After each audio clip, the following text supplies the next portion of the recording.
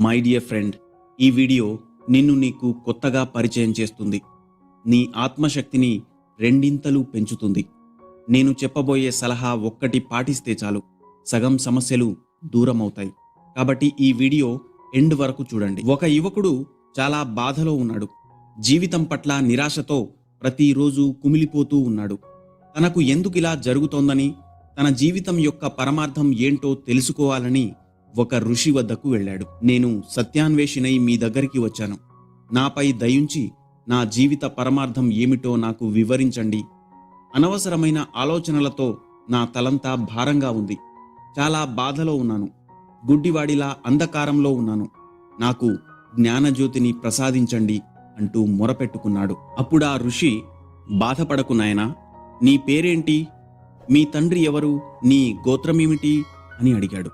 అప్పుడా యువకుడు తన పేరు